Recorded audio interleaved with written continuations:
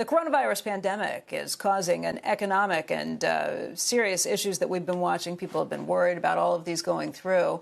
We've been watching the futures this morning, and right now it looks like the Dow is indicated up quite a bit, up by about 833 points. Remember, last week was a down week for the markets. The Dow was down by just over 2%. You also saw declines for the other major averages. The Dow was down by 2.7%. The S&P was off by 2%, and then the Nasdaq was down by 1.7%. We've been talking about all the implications of this. The coronavirus pandemic obviously causing economic and humanitarian crisis that's being felt on an emotional level across our families and workplaces. So we're going to do something a little bit different right now and talk about the mental and spiritual impact of what we're all going through right now. Joining us right now for that is Father Jim Martin. He's a Jesuit priest, the author and editor-at-large of America Magazine. And Father Jim, thanks for being with us today. It's good talking to you. My pleasure. My pleasure.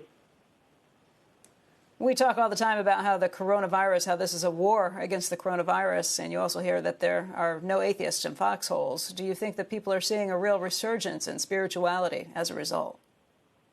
Well, I think people are looking to spirituality for answers, but by the same token, I think it's really challenging a lot of people's religious beliefs. You know, people are asking, how can God let this happen? So I think it's a kind of both-and situation spiritually. What do you hear from people? Are there more and more people who are seeking counsel from you? There are. It's mainly sadness at this point in the disease. There's also a lot of panic too, and so what I try to remind people is that panic is not coming from God. You know, feelings of hope and calm and peace are. It's okay to be concerned, of course, but I think panic and terror are counterproductive. You know, we are in Holy Week right now for Catholics and Christians, and Passover for Jews is coming up. And in this time when people probably need it most, you find that the places of worship are closed because of all of the social distancing rules that we've gone through.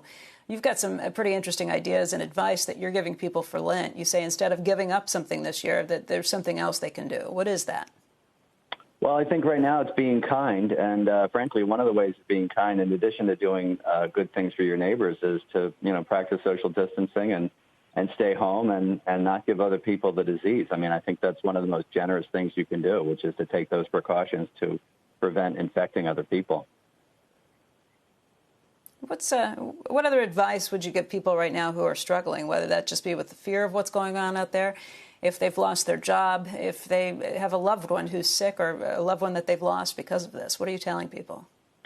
Well, it depends if they're religious or not. If they're religious, it's looking for deeper meaning and remembering that God is with you, through small acts of love that people show you. I think that one of the things I'm telling people during Holy Week is that, we can see God's love in the way that Jesus offered himself for people on Good Friday, in the way that doctors and nurses and healthcare workers are kind of putting their bodies on the line for people. It's to see that generosity is one way of God loving us. Father Jim, I want to thank you for your time today. We realize this is a little bit different, but we also realize people have all sorts of different questions because of what's been happening with all of this. Again, Father Jim, we appreciate your time today. Thank you. Thank you. It's good talking to you.